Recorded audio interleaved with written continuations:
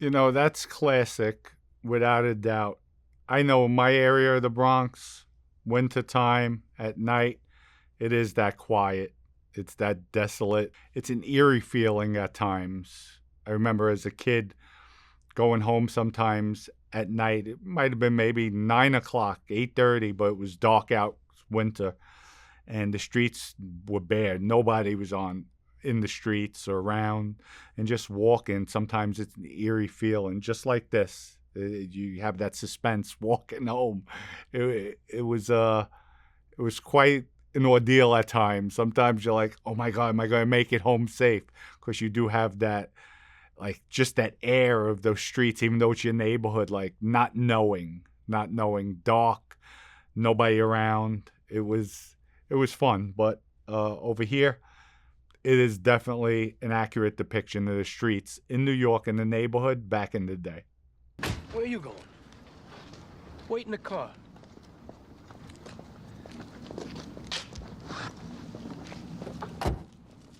Now, in this scene, they have Donnie Brasco waiting in the car, and the other guys went in the trunk. Obviously, they're getting equipment, we would call it. That's firearms, pistols, shotguns, whatever they may have, and they're walking into a house right now. But they have Donnie Brasco waiting in the car because he's not a made guy. Now here comes the other guys. They're pulling up. They're getting ready for the meeting.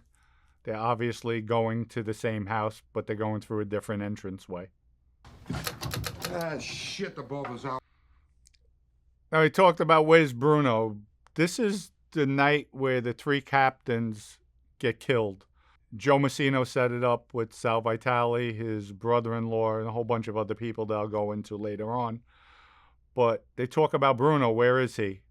This is, Bruno was supposed to be there. Bruno was actually, that night, he was partying. Bruno used to do coke. So instead of go to the meeting, Bruno was out partying with girls, sniffing coke. So he wasn't there that night, but he should have been there. Jesus, oh no. Now, right there, they're going to get guns out of a basement. There's supposed to be Joe Massino, Sal Vitale, Vito Rizzuto from Canada. They're all there. George Sasha.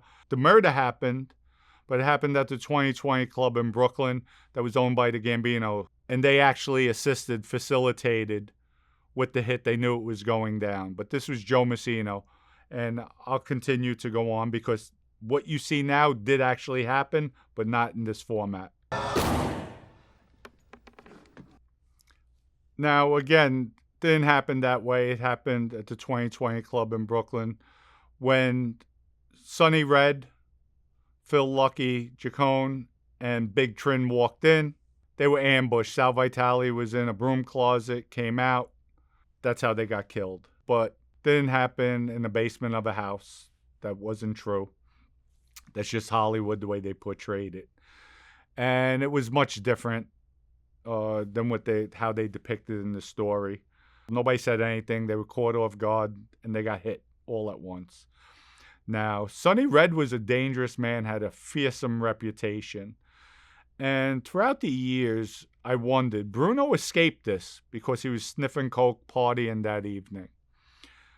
If Bruno was there, of course, he would have been dead. But if the roles were reversed, now Bruno wound up getting locked up, and I'll go into that a little bit later. But Bruno got locked up. Bruno went away for almost 20 years, came home, and never did anything. Never got Joe Massino back for killing his father. Now, if the roles were reversed, that Bruno was there and Sonny Red wasn't there, that Sonny Red lived, Sonny Red went to jail, then Sonny Red came home, and Joe, there was no more beef. They said, all right, water under the bridge, it's part of their life. Guarantee you Sonny Red would eventually kill Joe Massino for killing his son. That's where I'm upset with Bruno. Bruno's a legend. Without a doubt, he killed Carmine Galante. He was there with me with the Frank Santoro hit. Bruno was around me, was actually in my Dejeen. Great, great guy, legend. But by him not revenging his father's debt, it's sad because Bruno's known as a gangster. And even Vinny said, I can't believe he didn't kill Joe Messino. After all those years, it's your perfect opportunity, perfect window to take out the man that killed your father. That's gangster.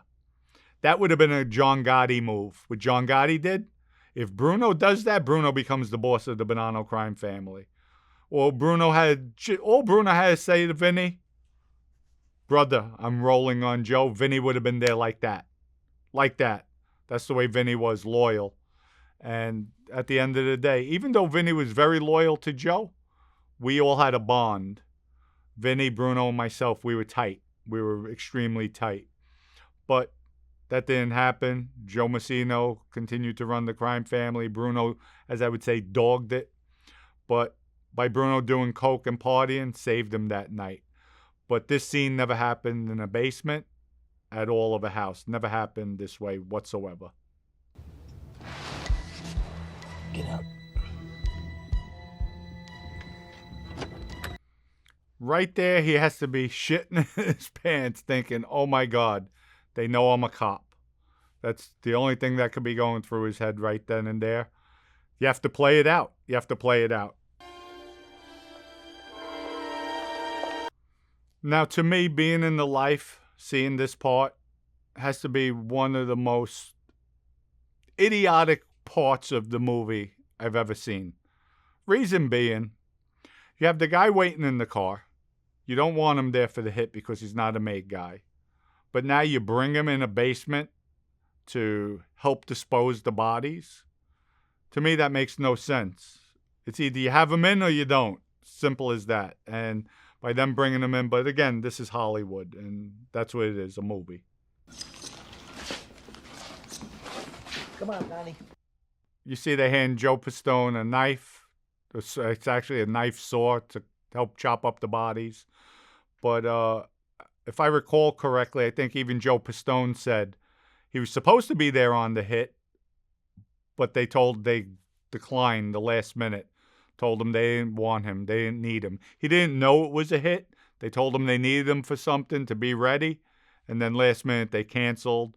And then after they heard that the 3 Capos got hit, then Joe Pistone put 2 and 2 together. He was supposed to be there that same night. But even he said it. That was the movie. But this is Hollywood, folks. They have to sell movies. But that, to me, that's the most ridiculous scene, the way they depicted it. I think it took away from this movie, even though it's a great movie, without a doubt. I think they could have used more realism towards the end part of the movie.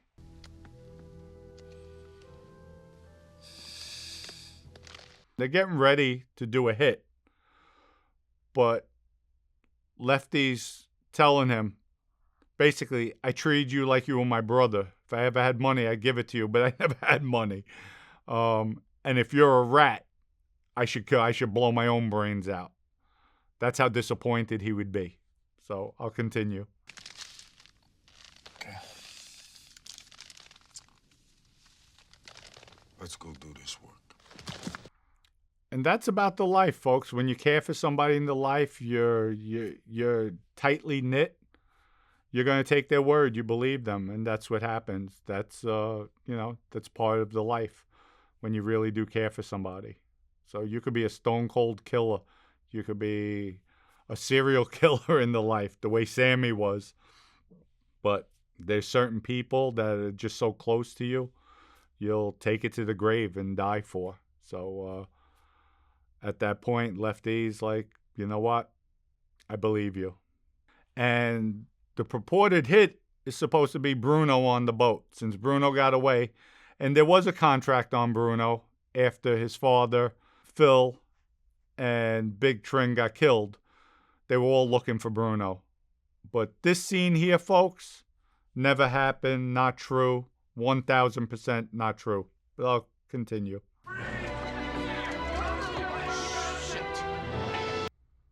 That scene never happened. 1,000% never happened. What really happened was the fact, remember I told you guys somebody did get shot?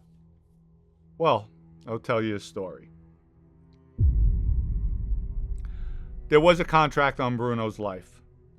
And Bruno was out picking up some coke. Sitting in his car, music playing. cool evening. And as he's waiting, he's on a hill, little slope. He's waiting for the drug dealer to come. They spot him. They spot Bruno's car. They put the car in neutral that they're in, and they rolled it so he wouldn't hear it. As Bruno's sitting there, boom, boom, 2 shots. Bruno slumps over. They look. They think he's dead. Bruno's playing dead. Here's the car take off. The hit car that just rolled up on him. Bruno gets up, starts his car, and goes. Puts it in drive, goes, gets away. The people that hit Bruno think now he's dead because they're gone. Bruno takes off. As Bruno's driving, he's bleeding, back of the head, he got shot. He did get shot, took a bullet in the back of the head. He passes out, hits a fire hydrant. When Bruno wakes, he wakes up. They're taking him in an ambulance. They're asking him questions. He's disorientated. He passes out again. This time he wakes up. He's in the emergency room in the hospital. They have his head bandaged up in a turban. He looks around. He gets his bearings. He's like, oh, shit. I got to get out of here. So, back in the day, the emergency rooms were chaotic, especially if it was a weekend or if they had a lot of trauma coming in. But he was stable. He wasn't in critical condition. They just wrapped him up. When Bruno came through, he regained consciousness. There was nobody around. So Bruno right away took whatever things were attached to him, took it off, and left the emergency room.